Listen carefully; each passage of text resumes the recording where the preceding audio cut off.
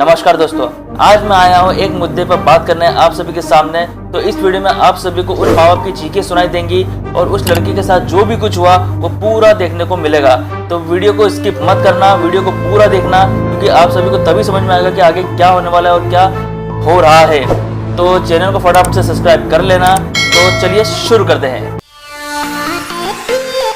Kolkata rape case को कोई दबाने की कोशिश कर रहा है, तो इस वीडियो के अंत तक आप सभी को पता चल जाएगा कि इस केस को कौन कौन दबाने की कोशिश कर रहा है। मैंने जब इस केस के बारे में पूरी जांच पड़ताल करी तो मुझे कुछ ऐसे 7 लूप होल्स मिले जिससे यही क्लियर हो जाता है कि संजय रॉय जो रेपिस्ट थे वो अकेला मुजरिम नहीं है, जैसा कि हम सभी को बताने की कोशिश कर रहे हैं। इस क्राइम में और भी लोग शामिल है, शायद जिन्हें बचाने की कोशिश की जा रही है। कुछ लोग ये कह रहे हैं कि हॉस्पिटल इस मुद्दे को दबाने की कोशिश कर रहे हैं, क्योंकि रेप केस के 5 दिन के बाद उस हॉस्पिटल में कंस्ट्रक्शन का काम शुरू कर दिया गया है, जैसा कि आप सभी इस वीडियो में देख रहे हैं। The renovation work that began after the incident at an area just a few feet away from the seminar room where the doctor's body was found on Friday morning. सोचने वाली बात यह कि जब भी कोई केस होता है, कोई मर्डर केस होता है, कुछ भी केस होता है, तो उस जगह को कम से कम 10 से 15 दिन के लिए सील कर दिया जाता है, वो भी जब तक उस केस का पूरा खुलासा नहीं हो जाता। यहाँ तो उस लड़की के रेप के बाद उस लड़की का मर्डर भी हुआ है, तो इसमें तुरंत फैसला क्यों नहीं सुनाया जा रहा? इस रेप केस को क्यों दबा रही है कोलकाता सरकार को चलाने वाली ममता बनर्जी? इन सभी बातों और तथ्यों को अगर पूरी तरीके से समझना है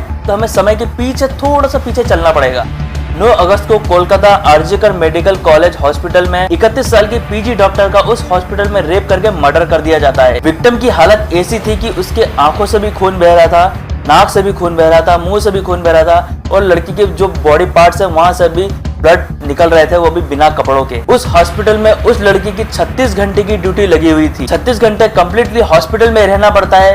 वहाँ का रहना, खाना, पीना, नहाना सब कुछ उस हॉस्पिटल में ही होता है। 9 अगस्त को उसी रात के समय वो लड़की अपने कलीग्स के साथ नीरज चोपड़ा का मैच देख रही थी। रात के 3 बजे डिनर के बाद उस लड़की के सारे कलीग्स अपने वर्क पर चले जाते हैं, पर विक्टिम डॉक्टर थोड़ा सा आराम करना चाहती थी, थोड़ा सा माइंड रिलैक्स करना चाहती थी, तो वो उसी सेमिनार हॉल में सो गई। उसके बाद सुबह 4 बजे रेपिस्ट संजय राय उसी सेमिनार हॉल में आया। उस रेपिस्ट ने विक्टिम डॉक्टर लड़की का बड़ी बेरहमी से रेप किया और बहुत ही दरिंदगी से उसका मर्डर भी कर दिया।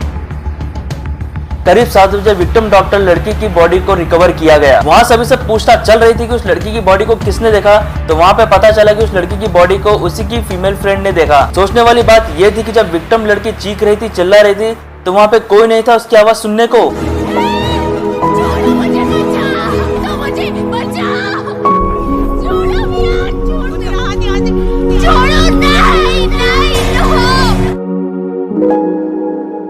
जब वो लड़की बुरी तरीके से चीख रही थी, चिल्ला रही थी, तो क्या सारे कलीग, सारे गार्ड सबके सो रहे थे? कहाँ थे वो सारे लोग जो 36 घंटे जगे हुए थे और अपना हॉस्पिटल का वर्क कर रहे थे? तब उस लड़की के पेरेंट्स को कब कंफर्म किया गया? टाइम को जरा ध्यान से सुनना, सुबह के 10 बजे उनको इन्फॉर्म किया गया। यही नहीं, जब उस लड़की के पेरेंट्स वहां पर पहुंचे तो उस सेमिनार के बाद उन्हें सिर्फ 3 घंटे तक रोका गया। उस लड़की का चेहरा तक, उनकी अपनी बेटी का चेहरा तक देखने नहीं दिया गया। 3 घंटे सेमिनार हॉल के बाहर बिताने के बाद चेहरा दिखाया गया, आप खुद ही सुन लीजिए।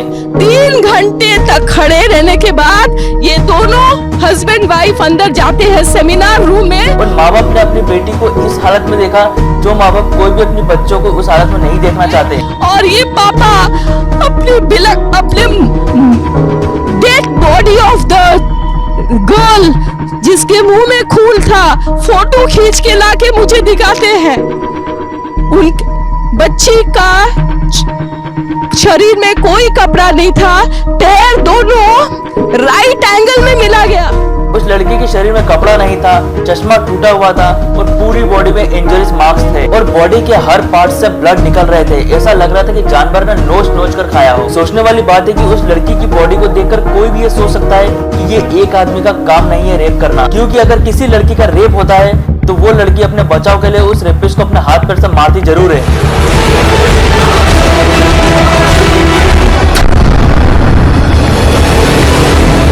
क्या विक्टिम डॉक्टर लड़की ने नहीं किया होगा ये सब?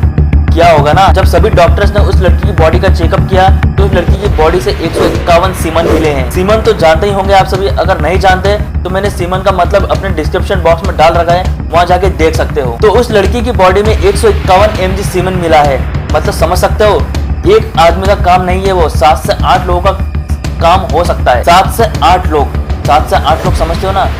उस लड़की का गैंग रेप हुआ है। मतलब उस सेमिनार हॉल में संजय रॉय अकेला नहीं था, काफी लोग थे उस सेमिनार हॉल में। कई लोग और भी थे जिनका अभी तक कोई पता नहीं चल पाया। और हॉस्पिटल इस केस को रफा दफा करना चाहता था, क्योंकि हॉस्पिटल ने ये डिक्लेयर कर दिया था कि वो लड़की ने सुसाइड किया है। समझने वाली बात यह है कि हॉस्पिटल किसी पॉलिटिकल करियर को बचाने की कोशिश कर रहा है। हाँ, पॉलिटिकल करियर।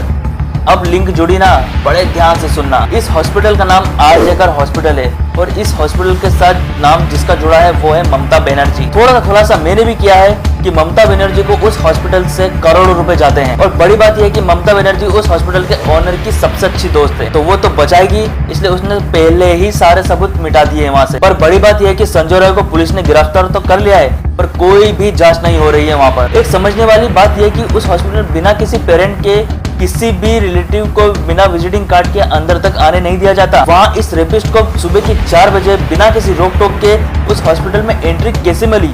सोचने वाली बात है ना। इससे बड़ी बात तो तब निकल कर आई कि इस हॉस्पिटल में हर जगह सीसीटीवी कैमरे हैं, पर उस दिन अचानक सारे सीसीटीवी कैमरे खराब हो जाते हैं। इस मामले में जब बीजेपी कार्यकर्ताओं ने प्रोटेस्ट किया तो ममता बनर्जी ने उन बीजेपी कार्यकर्ताओं को अरेस्ट करवा दिया और झूठे बयान दे रही है कि मैं उस महिला डॉक्टर के घर गई थी, सीबीआई की भी जांच हो रही है। दोस्तों, मैं बता दूं कि कुछ जांच नहीं हो रही है। मैंने पहले ही कहा था वीडियो की शुरुआत में, इस केस को कोई दबाने की कोशिश कर रहा है, तो जो व्यक्ति दबाने की कोशिश कर रहा है उसका नाम है राहुल गांधी, क्योंकि इस केस में राहुल गांधी बहुत अच्छी तरीके से जुड़े हैं। और राहुल गांधी इस केस से कई तरीके से जुड़े हैं। जो आरजीकर हॉस्पिटल के प्रिंसिपल है वो राहुल गांधी के सबसे परिचित है। और वैसे भी इस केस में राहुल गांधी ने कुछ नहीं बोला, क्योंकि टीएमसी कांग्रेस के साथ गठबंधन में है। अगर राहुल गांधी बोला तो वोट बैंक हाथ से चले जाएगा। समझ रहे हो ना आप? बीजेपी कार्यकर्ता को जेल में डाला, लेकिन कांग्रेस का एक भी व्यक्ति कुछ भी नहीं बोल रहा। एक बात और, ये रेप मर्डर केस सिर्फ आपका ध्यान भटकाने के लिए प्लान किया गया है, जिससे पता है बांग्लादेश के मुद्दों से, हिंदुओं के जागने से, कि अगर बांग्लादेश के हिंदू जागे जा रहे हैं तो भारत के भी हिंदू जागेंगे और हम जिस जात पात पर लोगों को लड़ाने की कोशिश कर रहे हैं वो उनका काम खत्म हो जाएगा। पर एक बात तो है, ममता बनर्जी जो टीएमसी की नेता है, गेम प्लान अच्छा खेलती है। इसी गेम प्लान में एक लड़की का रेप भी करवा देती है। एकदम कसाई वाला गेम खेलती है ममता बनर्जी। और इस गेम में कांग्रेस, राहुल गांधी पूरी तरह से शामिल है, जैसा कि बांग्लादेश के मुद्दे में भी राहुल गांधी ही शामिल थे। और ध्रुव राठे जैसे लोग खुद एक आतंकवादी है यूट्यूब चैनल का, जो इस लड़की के रेप केस और मर्डर केस पे कभी वीडियो नहीं बनाएगा, क्योंकि उसे पता है ये गलती कांग्रेस की है, बीजेपी की बिल्कुल भी नहीं। दोस्तों, निर्भया के कातिलों को 7 साल के बाद सजा मिली थी, तब भी कांग्रेस थी। और अब जब उस लड़की का रेप हुआ और उस लड़की का मर्डर भी हुआ, तो भी इस केस में कांग्रेस पूरी तरीके से शामिल है। दोस्तों, मैंने ये वीडियो इसलिए बनाया क्योंकि ज्यादातर लोगों को ये सच्चाई पता नहीं है और लोगों को ये सच बताना जरूरी है। मैं आप सभी से हाथ जोड़कर विनती करता हूँ कि इस वीडियो को इतना शेयर करो कि लोगों को ये सच